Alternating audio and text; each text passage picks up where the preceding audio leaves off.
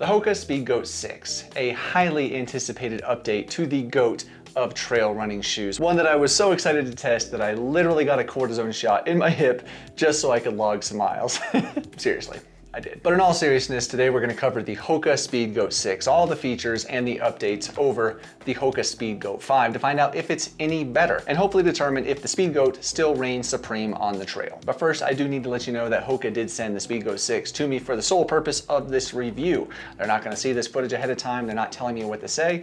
I'm going to give you my completely honest thoughts just like always. First, we're going to start off with the stats of the HOKA Speedgoat 6. It is a neutral trail running shoe, and there's actually a fair amount of twist to it, and it is actually a little more twisty and flexible than the Speedgoat 5 here, which is a good thing. The Speedgoat 6 stays true to that thick boy heritage, with the men's coming in at 40mm stack height in the rear and a 35mm stack height in the front for that 5mm drop that we all love from HOKA. And a woman's shoe is 38mm in the rear and 33mm in the front for that same 5mm drop. And for the weight, my men's size 11 weighed in at 10.6 ounces or 302 grams. And that is actually a fair amount lighter than the Speedgoat 5, which is a welcome surprise. And a women's size 8 weighs in at 8.2 ounces or 232 grams. And as for the fit, it is true to HOKA sizing and the length, so whatever size you normally get, you should be good to go in the Speedgoat 6. And finally, it is made from vegan materials. Hey, real quick before we get to the rest of the details, scroll down, click that thumbs up button, give the video a like. It really does help out a ton, and I would really appreciate it. The Speedgoat 6 has a lightweight woven upper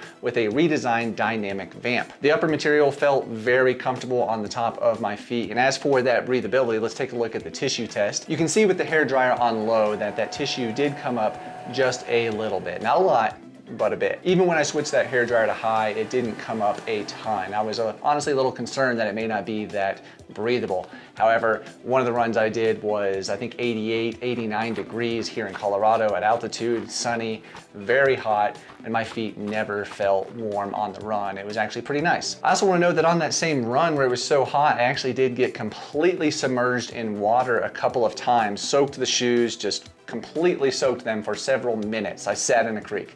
And the shoes actually drained very well. I think part of that is here on the overlays on the toe cap area. There's some cutouts and it allowed water to drain pretty well. So drainage is definitely much improved over the Speedgoat 5, and they dried pretty darn quickly. Now, a good part of that might be because it's Colorado, it's dry, but they did dry. And I should note too that while they were wet, my foot didn't ever feel like it was slipping around inside. It still felt nice and secure. As for the redesigned vamp here on the front, it worked really well. That's actually one of the issues I had with the Speedgoat 5 here was this vamp and this upper.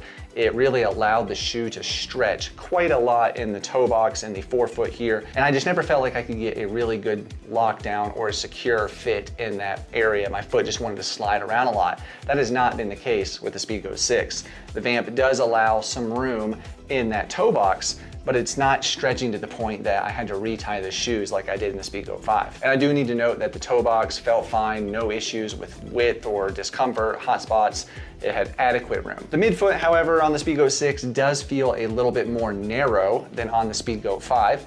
Even with lubricating my midfoot quite a lot on a long run, I actually got quite a hot spot and an actual blister, a good sized blister on my left foot and a hot spot on my right foot. So these are a little more narrow. They pinch just a little bit for my foot shape on the medial arch. But if you're someone that found the Speedgoat 5s to be maybe a little bit wide on the midfoot, then I think you're really gonna like the fit of the Speedgoat 6. And not to worry if it is tight on you as well, they do actually come in a wide. The tongue of the Speedgoat 6 is nicely improved over the Speedgoat 5. There's actually a little bit of a bumper padding right now at the top, right where those laces go over top of the foot. So when I cinch the laces down, I never had any discomfort over the top of my foot. That was not the case with the Speedgoat 5. There's really no padding to speak of here, and I had a couple of issues of discomfort many times wearing these. I know I'm not the only one that has had that problem. So I was very happy to see that on the Speedgoat 6. It's much more comfortable, didn't have any issues. The tongue is gusseted on both sides as well. It wasn't sliding around. It just worked really well. The lacing system also, perfect, works great. It's HOKA's lay flat laces. They do what they're supposed to do. They lay flat, they stay tied. Never came untied for me. works well. As for the heel collar of the Speedgoat 6, it really feels about the same of the Speedgoat 5 here. It's padding wise, feels about the same. Plenty of comfort for, you know, long runs, no issues there. But what I did notice, and was a good improvement for me, was on the lateral side of the shoe. So on the Speedgoat 5, the lateral portion here actually rubbed the lateral side of my ankle a little bit on I tried to wear them in a 48-hour race. I had to change them because it was rubbing so much and causing a hot spot. I didn't have any issues with rubbing on the lateral side. It didn't feel like it was as high as on the Speedgoat 5. So overall, a good improvement, and it felt very good. I had no issues as well from the heel flare here, this, you know, Achilles issue some people might have. For me, felt great, nothing there.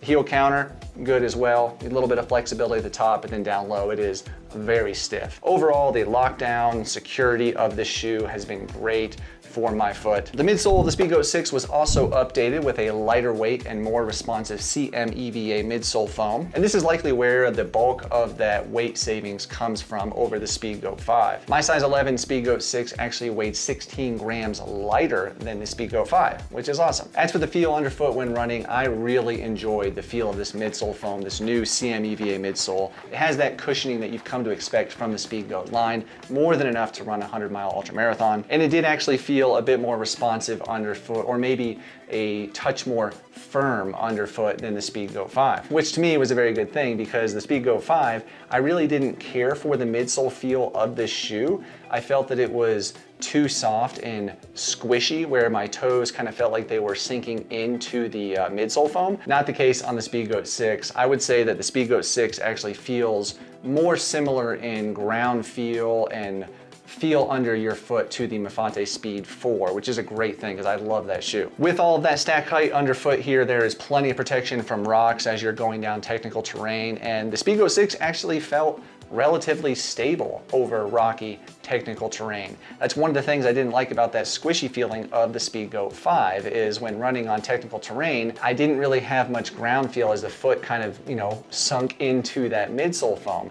Didn't feel that with this. It felt much more stable. I could feel the ground, I could feel tree roots, rocks, but yet still have that cushioning that I wanted. It just felt, it gave me the confidence to run uphill or downhill over technical terrain. And also here in Colorado, the trails are often hard packed dirt or rock, lots of rocks, and my feet felt plenty of comfort over those runs, no issues. Even on a trail run I did where we actually had several miles of pavement, I felt completely fine. I would have no issues wearing the Speedgoat 6 in a race that had maybe a 4, 5, 6 mile section on pavement. It would do pretty well. Overall, I really like the updates and the redesigned midsole foam of the Speedgoat 6. I have now run in the HOKA Speedgoat 2, the Speedgoat 3, Speedgoat 5 of course, and now the Speedgoat 6. And I gotta say, I really do think the midsole in the 6 may be the best yet. The outsole of the Speedgoat 6 was also redesigned this year, and the redesign in the rear portion here is actually inspired by the hoof of a goat,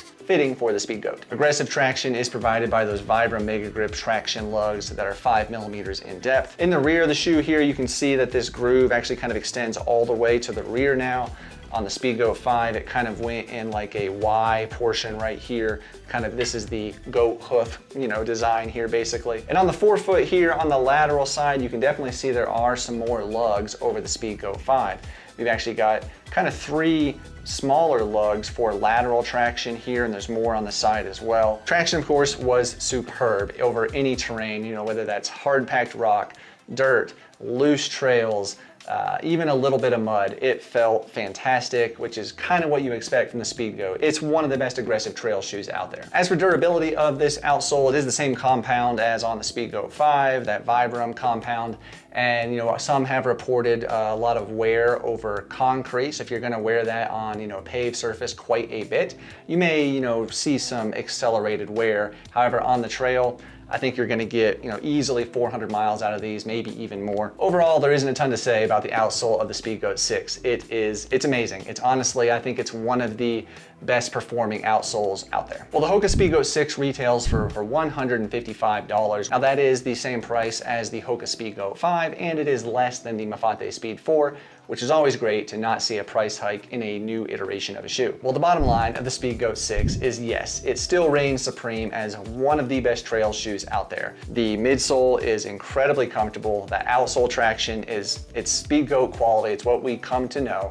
And that upper is very comfortable on the foot. So yes, if you are looking for an aggressive trail shoe, one that you can wear for a 50-mile race, a 100-mile ultra marathon, then I highly recommend checking out the HOKA Speedgoat 6. Well, now I want to know, will you be upgrading to the HOKA Speedgoat 6? If so, let me know below in the comments. Well, another shoe that I really like for technical terrain for that 100-mile distance is the HOKA Mafate Speed 4. Take a look at the full review on your screen over there if you have not seen it already. Well, thank you all so much for watching. I really do appreciate it. Go watch that video. I'll see you over there.